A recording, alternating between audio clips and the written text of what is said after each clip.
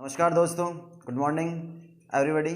आज हम पढ़ने वाले हैं चैप्टर नंबर 13 का एक टॉपिक है, बहुत ही इंपॉर्टेंट टॉपिक है जिसमें आप ना केवल एग्ज़ाम में आता है और इसको समझना बहुत ही ज़रूरी है।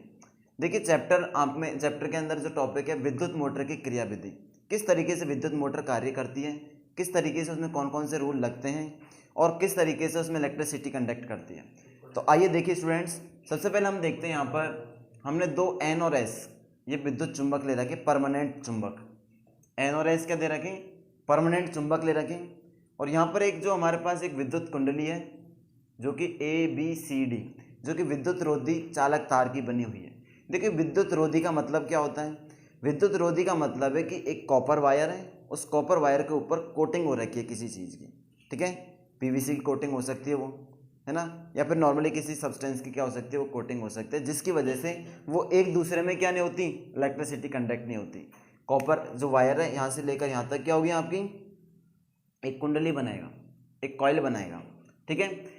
अब देखिए इसको हमने क्या जोड़ रखा है, यहाँ पर ये रिंग है, ब्रश, और ये क्या जोड़ रखी है, इससे ब्रश को जोड़ रखा है।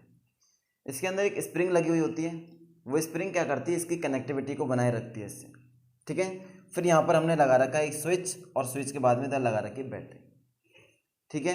अभी देखिए इसमें अब क्या करते हैं, जैसे हम इलेक्ट्रिसिटी यहाँ से चालू करते हैं, जैसे हम इसको ऑन करते हैं स्विच को तो आप देखेंगे जैसे हम स्विच को ऑन करते हैं तो यहाँ से देखिए धारा आपकी जाएगी प्लस से माइनस की तरफ, तो इधर से इलेक्ट्रिसिटी चलना शुरू होगी, यहाँ से चलेगी, और इस कॉइल के अंदर इलेक्ट्रिसिटी कहाँ से जाएगी, ए से बी की तरफ। तो इलेक्ट्रिसिटी देखिए ए से बी की तरफ जाएगी, फिर बी से सी की तरफ, और सी से डी की तरफ, और वापस इधर आ जाएगी। तो देखो फर्स्ट ऑफ ऑल हम देखते हैं कि भाई जब इलेक्ट्रिसिटी ए से बी की तरफ जाती है तो किस तरीके से ये मूव करेगी, वो किस में नियम कौन सा नियम लगेगा इसमें। तो हम देखो पढ़ के आए थे Fleming's left hand rule, Fleming का बाम हस्त नियम। तो according to Fleming's left hand rule क्या चीज़ थी, फ्लेमिंग के बाम हस्त नियम के अनुसार यदि हम अपने बाएं हाथ को इस तरह फैलाएं कि जो अंगूठा और मध्यमा और तर्जनी उंगली, ठीक है, ये फोर फिंगर आपकी, और ये मिडल फिंगर और थंब तीनों एक दूसरे के परपेंडिकुलर होने चाहिए, एक दूसरे के लंबवत होने चाहिए। इस तरीके से तीनों एक दूसरे के लंबवत हैं। अब आप देखेंगे जब तीनों एक दूसरे के लंबवत हैं, और यदि आपकी जो ये मिडिल फिंगर है वो किसको दिखाए, धारा आई को दर्शाएं, किसको दिखाएं, धारा आई को। और यदि ये आपके मैग्नेटिक फील्ड को दर्शाएं, जो आपकी तर्जनी उंगली है वो किसको दिखाएं, मैग्नेटिक फील्ड को दर्शाएं, तो ये जो अंगूठा है वो किसको दिखाएगा, चुंबकीय क्षेत्र में लगने वाले बल को दर्शाएगा, ठीक है। तो देखिए इस नियम को हम लगाएंगे। याद करने का तरीका, ये जो उंगलियां आपकी वो मैं मतलब मैग्नेटिक फील्ड को शो करती हैं, ये आई को शो करता है, और अंगूठा किसको शो करेगा, लगने वाले बल को शो करेगा। अब देखिए हम यहाँ पर ये नियम को लगाते हैं, तो आप बोलेंगे यहाँ पर कि जो आई की दिशा है वो ए से बी की तरफ है, ठीक है, और लगने वाला जो मैग्नेटिक फील्ड है वो एन से एस की तरफ, हमेशा मैग्नेटिक फील्ड होता है एन से एस की तरफ। तो देखिए आप इस जो मिडिल फिंगर आपकी जो तर्जनी उंगली है, फोर फिंगर है फोर फिंगर को किस दिशा में रखेंगे, मैग्नेटिक फील्ड की दिशा में। तो हमने मैग्नेटिक फील्ड की दिशा में रख दिया। और देखिए ये जो विद्युत धारा चल रही है उसको किस दिशा में रखेंगे, अंदर की तरफ, ठीक है। तो आप देखिए दो तरीके, या तो यूँ रखेंगे इसको या फिर यूँ रखेंगे, समझ रहे हो। तो देखिए हमने इसको यूँ रखा, आई की दिशा ऊपर की तरफ, मैग्नेटिक फील्ड की दिशा इस तरफ। तो देखिए ये कुंडली किधर जाएगी, लगने वाला बल किधर जाएगा, अंदर की तरफ। इसीलिए ये कुंडली का जो आपके है वो किस तरफ जाएगी, अंदर की तरफ। बात समझ में आई। जैसे हमने इलेक्ट्रिसिटी ऑन करेंगे तो ये जो आपकी कुंडली है वो अंदर की तरफ फ्लिप होगी। आफ्टर दिस आप देखेंगे उसके बाद में देखिए यहाँ पर ये इलेक्ट्रिसिटी ए से बी की तरफ गई तो बल किधर लगेगा, अंदर की तरफ।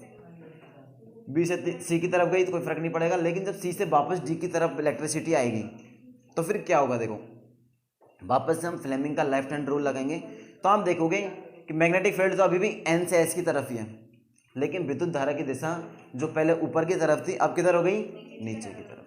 बात समझ में आई। तो देखो लगने वाला बल किधर होगा, बाहर की तरफ। तो ये जो कुंडली थी आपकी, जो कॉइल थी, वो पहले अंदर जा रही थी, तो अब किधर आएगी, बाहर। बात समझ में आई? इस तरीके से आपका एक चक्कर पूरा हो जाएगा। लेकिन आप देखोगे जैसे ये कुंडली यहाँ पहुँचेगी तो वापस जो धारा की दिशा है वो चेंज हो जाएगी। इसके लिए देखो यहाँ पर दिक् परिवर्तक लगाए जाते हैं। क्या लगाए जाते हैं? ताकि ये जो दिशा वो चेंज हो रही है वो चेंज ना हो और यहाँ से वापस से आपकी जो पहले जैसे दिशा चालू हो रही थी उसी तरीके से दिशा उसको मिल जाए। तो यहाँ पर दिक् परिवर्तक की जो ब्रशेज हैं, ब्रशेज के अंदर क्या लगी रहती है, एक स्प्रिंग लगी हुई होती है। जैसे ये ब्रश है आपकी, इस ब्रश में एक स्प्रिंग लगी रहती है, तो ताकि जो ये सर्पी बल हैं आपकी, जो दिक् परिवर्तक हैं, इन पर क्या लगा रहा है, दबाव बना रहे। ये जो कॉइल है आपकी, इसके ऊपर दबाव बना रहेगा तो इलेक्ट्रिसिटी का कनेक्शन लगातार बना रहेगा। ठीक है। लेकिन जैसे आप यहाँ से ये दिक् परिवर्तक है उसकी डायरेक्शन को चेंज करते हैं तो ये जो क्रम होता है वो लगातार क्या करता है, चलता रहता है, जिसके कारण ये कॉइल हमेशा एक ही दिशा में घूमती रहती है। आई बात समझ में? लेकिन आप बोलोगे सर ठीक है ये तो समझ में आ गया, अब यदि हम इसकी डायरेक्शन चेंज कर दें तो क्या होगा?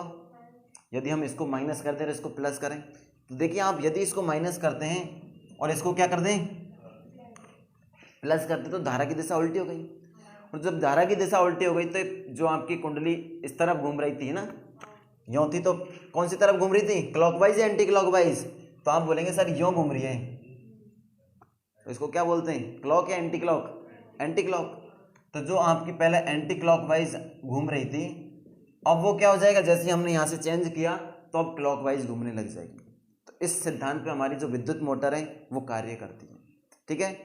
तो प्यारे स्टूडेंट्स, अगले लेक्चर के अंदर हम विद्युत जनित्र के बारे में पढ़ेंगे, किस तरीके से विद्युत जनित्र कार्य करता है, कौन से नियमों पर कार्य करता है। वीडियो को देखने के लिए धन्यवाद, और ऐसी वीडियो देखने के लिए चैनल को सब्सक्राइब कीजिए और शेयर कीजिए।